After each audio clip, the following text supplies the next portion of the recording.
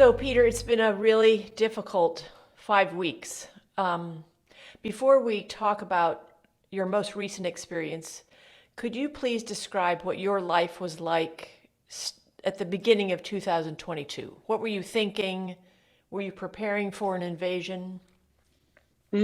Actually, I talked to my father a lot about that invasion. We just discussing all of that, and we um, we understood that might happen. Like that, there is very high probability of that invasion actually, and I haven't expected. My father said that it can be invasion with and they will go like trying to occupy the capital, but I was I thought that they'll just go and try to do something with south part of Ukraine, to but I haven't expected they will do that. They'll just go and trying to occupy Kiev. But yeah, but I was expecting that. I'm not saying that I was preparing for that because I'm living in Western Ukraine actually. I don't know. It's like very close to the Poland actually. It's um, like 30 minutes ride to Poland. So it's really close. Yes, it's really close to the NATO border. So I was thinking that I can't do anything right now. Um, yeah, but I was expecting that invasion actually. Why did you think it might happen in the South? Yeah, I was thinking in that way because like 8 years ago, Russia occupied Crimea, and they also occupied some territories in the eastern Ukraine. And my thought was really that it's very important for Russia to actually to somehow not like to have some pass from the Crimea to that second occupied territory in the Donbas area. So I'm just thinking that it is really strategically important for them to connect these two occupied territories, and they also have the occupied territory in Moldova, and that's why I was thinking that you'll just try to connect all of that territories in the south of Ukraine and occupying some of the cities like Odessa and that. But I haven't expected they'll go for Kiev. So, when you moved to the capital, you Yeah. actually felt like that was a good, smart, secure decision for your own Mm, safety. Actually, I was not really. I was thinking that that invasion might happen, but if something will just happen, I'll just able to go back easily. So I was thinking that there there is some small probability of that Kiev will be occupied, but I was thinking that I'll just move to Kiev and I can just move back easily. So that's why I wasn't really concerned about moving to Kiev, honestly. Yeah. Was your father concerned? Um, Was your father concerned? um, Not really. No, he said that it can be some something bad happening, but he also, I guess, he expected that I'll be able to evacuate from the Kiev when something will happen. So tell me what your reaction was on February 24th. Mm. You probably heard the bombing very early in the morning. Actually, the one thing is that I moved back from Kiev like 2 months before invasion started. Just this was my plan actually, to go to Kiev for Oh, half a year, just to see the capital and everything. I wasn't go back just because the invasion started. I would just go back because I had I such a see. plan that I just want to visit Kiev, to live there for some time, and just go back. And luckily, I went back like a couple months before that started. Just tell me what the last 5 weeks have been like for you. Hmm. Yeah, actually, I was my initial thought was actually to stay in Ukraine and help people. What I can do, I'll just do here. I wasn't really. I was scared like at the first couple of days, and I was thinking how we can. But then I just realized that Ukrainian army controls the situation more or less. It's not like full control, but still it's not like everything is really bad. And that's why I decided just to stay here. We're still really close to Poland, so I was able to go there. But I was thinking that maybe it's better to stay here and help people. I wasn't, doing something related to the military. I was just doing some volunteering. Actually, my family and I were preparing some sandwiches and some meals for people that were evacuating from Ukraine to Poland, because we had a lot of cars in our city. And it's like was really like big, a lot of traffic and a lot of like a 30 kilometers line with the autos, and a lot of people were just here, and we decided to help somehow with the food. And that's what we did in the first days. And I also were helping to organize self-defense in my hometown. But this organization won't require anything related. It's just like an organizational work. So, since that first week, tell me what the last month has been like for you. What have you been doing? Mm-hmm. Yeah. So.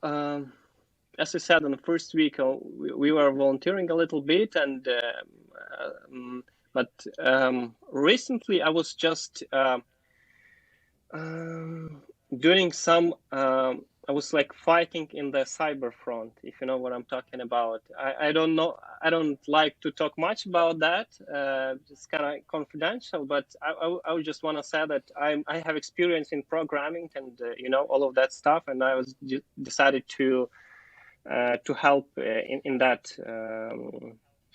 front, actually. And also I was donating some money to volunteer organization and that kind of stuff.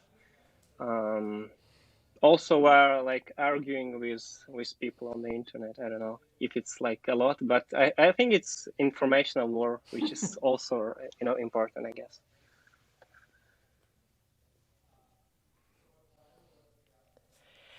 As you've been working on the cyber aspect of this, were you using skills that you already had honed, or did you have to learn some new things? No, that's the skills that I already have. Before I was starting doing data science. I was working as a web developer, so I have a pretty good experience in developing apps, developing websites, and I know how it works, and I can help people without any additional learning.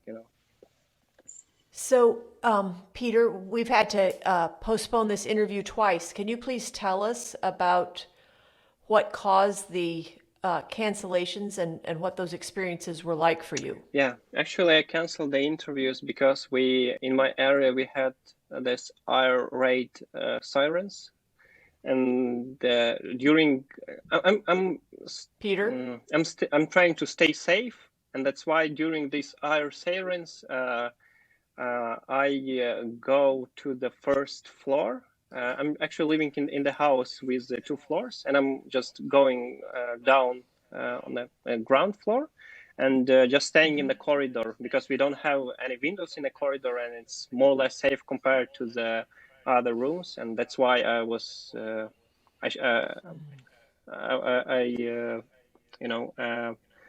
skipped that meeting. Yeah. So tell me the pattern of these air raids. What time do they usually happen? Is it predictable? I wouldn't say they're predictable. They aren't predictable at all. But the pattern is actually that they are happening like a couple times a day. That's all I can say. Sometimes we have it like once a day, sometimes like 3 times a day, but in general something like that. And sometimes they're happening during the night. So I'm also just waking up and just go to the first floor. Yeah, And are you but living with your parents? yeah, I'm living with my parents right now. How have these very unpredictable and frightening occurrences affected your health? Mhm. Actually, I had temperature a little bit higher than the normal temperature for the first 2 weeks. I don't know Hmm. why. I can say I visited the doctor, and he also said he didn't know what just happened. I wouldn't say that I had a depression or something. I just like I was concerned about everything that's going on, but I don't know. I just had a temperature in like 37 Celsius. When normal temperature is 36.6, it's like a little bit higher than a normal. But still, it was weird, and yeah, I was just um, I was just staying at home, and after 2 weeks, I got a normal temperature, body temperature. Have you Yeah, been but able to sleep? yeah. In general, I felt okay. Just a little bit higher temperature. On the first day, it was actually like 39, and then just dropped to 37, and it was last for 2 weeks, 37 Yeah. Celsius. But I haven't felt any side effects or something like that. I just felt okay just with this weird Hmm. temperature. Yeah, but I was worried for the first couple of days because I didn't really know what's gonna happen next. But when after a couple of first days, I realized that we have support from the West, and that's really important in our current situation. Hmm. Mm, yeah, then I was a So, bit Peter, less worried. Go ahead. as you watched all the people leave your city and cross the border, Mhm. what were you thinking about your own situation? Have you considered leaving Ukraine? No, no, I haven't. I didn't have anything. I didn't have such thoughts to leave Ukraine. I was thinking that I just want to stay here and help people while I'm staying in Ukraine. And do you understand why other people are leaving? Yeah, yeah. Actually, most of the people that I saw, they're actually from the eastern Ukraine, and they don't have where to live here actually, so they just decided to go outside, and there was really intense fighting, or how to say it, in the eastern Ukraine. So that's why I understood why they decided to evacuate. But in my area, it's more or less safe compared to the eastern regions of Ukraine. Though every day it's so unpredictable. Your city has had quite a few attacks lately, right? Yeah, Yeah. yeah, but um,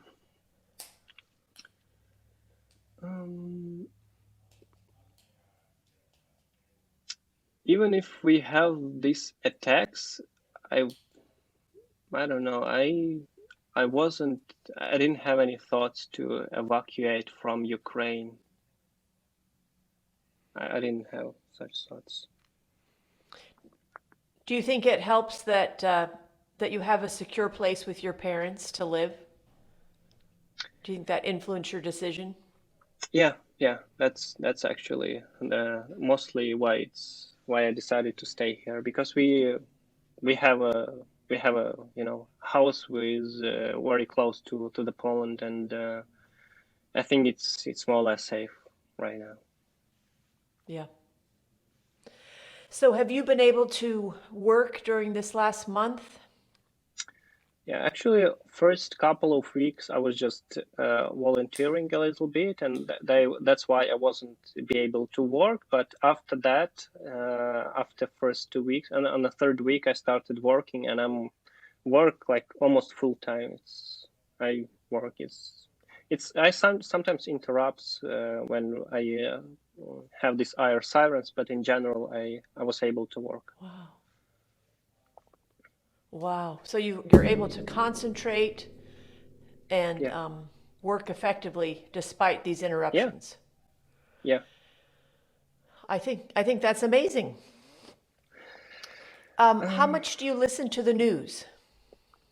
yeah, I don't actually listen to the news that much. I usually read the news from the internet. Usually, I'm using the Telegram messenger and some of the groups from the Telegram. And yeah, I just decided to stick with a couple of the groups just because it's kind of overwhelming when I'm trying to read a lot, read about everything. I just concentrate in a small portion of that, and yeah, like each day I'll couple times a day just open the news and read what's happening. Have you been in touch with any of your university friends or other friends and what they're doing and feeling during this time? I actually were talking to my university friends. Actually, I was talking, but mostly um, how we can prepare Molotov cocktails. I don't know. Weren't talking that much about how do we feel, but we we were donating some money and organizing all of that, and I don't know. We just more like. Our talks were mostly about something that we need to do and how we can help. That's that kind of things. And so, what are your thoughts these days about how you can help? Yeah.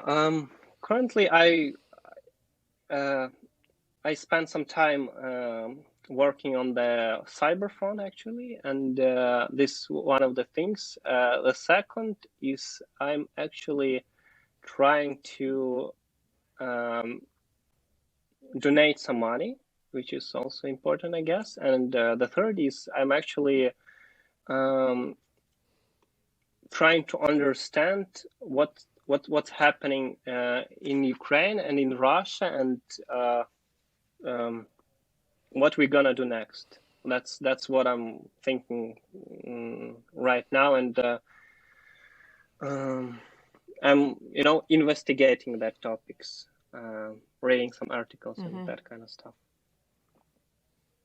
And are you working with anyone to try to figure this out, or is it kind of an independent investigation? No, it's independent investigation. Actually, that's to be clear. I actually what I mean is actually I watched some interviews of Russian people and trying to understand the way they think and trying to analyze some comments on the internet, trying to talk to some Russian. I was, for example, I was talking to people on Reddit a lot with Russians actually, and trying to understand what they think and to just understand what's going on in their heads basically, and why. What percentage actually supports what's going on, what's not supports, and I'm trying to analyze all of that and trying to build some attitude and what to do, and what we're gonna do after all of that will end. What are we gonna do with in general with Russians? I mean, what is the attitude should be, and And have you found, yeah, go ahead. yeah, have you found much diversity among the people you've been corresponding with on Reddit? Yeah. I actually I don't talk too much. There are different groups on Reddit, and I don't usually talk to in the groups where just a lot of Russian bots and that kind of stuff. I'm not really interested into talking to the people. It's really I understand what how propaganda influenced their way of thinking. I'm usually talking to people that are more or less understand what's going on, and yeah, and that's why I would say that there are some diversity of meanings in Russia, but still usually people in the West and people that are not from Ukraine and Russia, they usually underestimate the amount of people that really supports what's going on here and supports the regime, supports the war and all of that. But still, even among the people that are against the war, they don't really understand who started this war. So it's even though there are some people that are really don't support the war, they still don't really have the understanding that Russia actually started that war and invaded Ukraine. So yeah, we have a lot of things to do, and we need to educate people around the world about what's going on and share. I think we need to share what we know and to help people understand what's going on here. Peter, do you anticipate writing about this or speaking about it in some way? How do you think you're going to convey what you've learned? Yeah, I'm thinking to write something about that, but I would do that anonymously.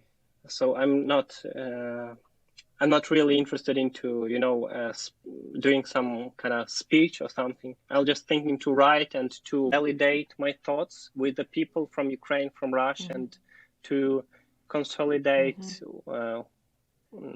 what and to understand what is behind all of that, because there are a lot of historical background in all of that. I'm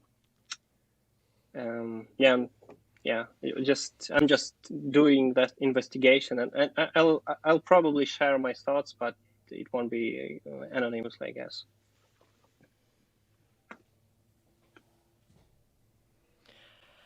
I think that sounds like a really wonderful idea. I have a question. I hope I can articulate it clearly.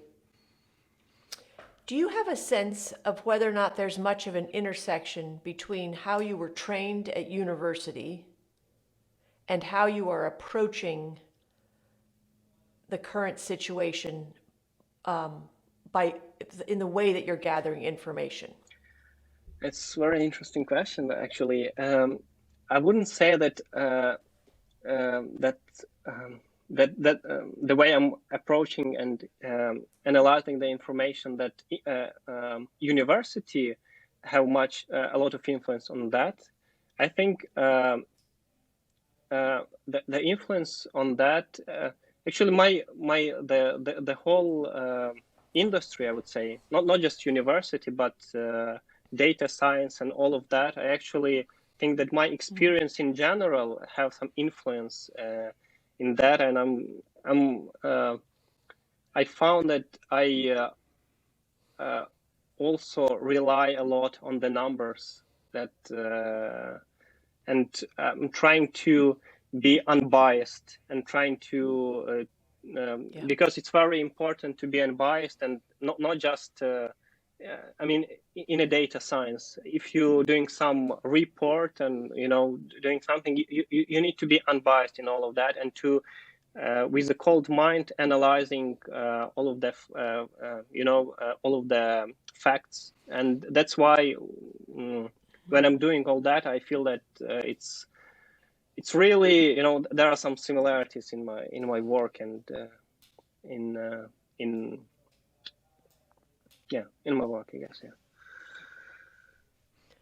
So maybe what's happening is you're treating these various people in Russia as data points, Mm. and then I don't know, but let me just play Yeah. around with it, and that you're treating what you see as propaganda as invalid data. Is that accurate? I think most of that, not I don't think in that way. Uh, I want to say that um, I'm having that approach of analyzing the data, um, but usually people, if they analyze some facts, they usually make some logical mistakes.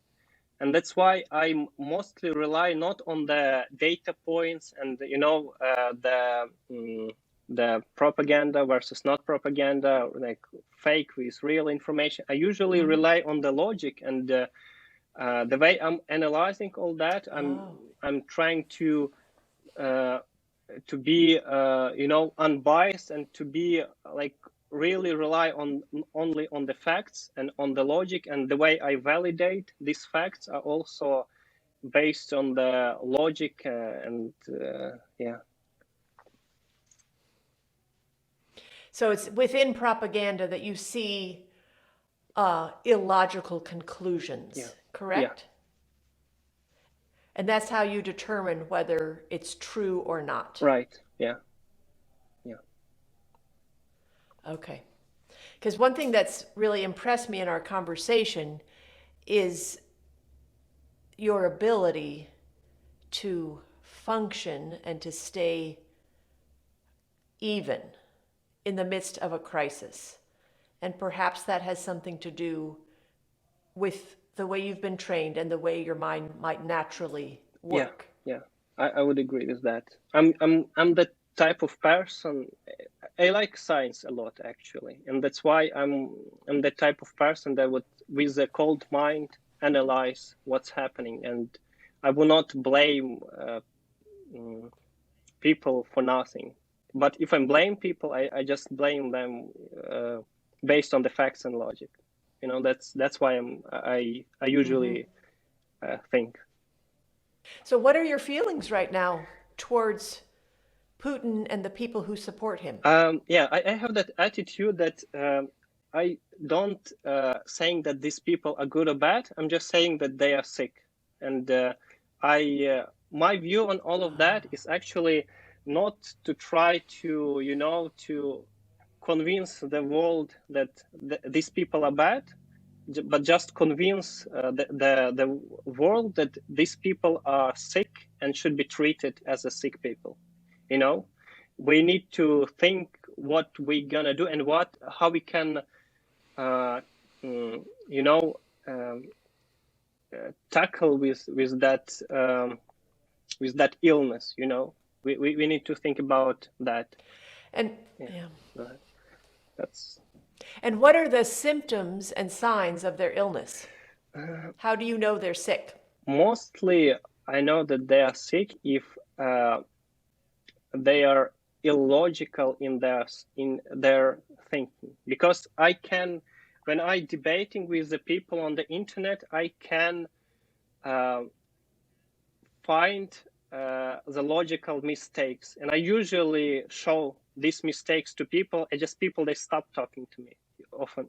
Just the most often way, they just don't try to explain, because they see properly that just cannot be combined together. That just weird way of thinking, and they just, okay, I just decided to stop they just stop conversation, but I hope that they will change their mind if they see this logical mistakes in their way of thinking, because propaganda cannot be logical. There are some gaps in that. So, Peter, would you feel comfortable sharing one of those illogical thoughts that you have encountered? Yeah, one of that, for example, it's very easy one, is actually if I ask people is Crimea?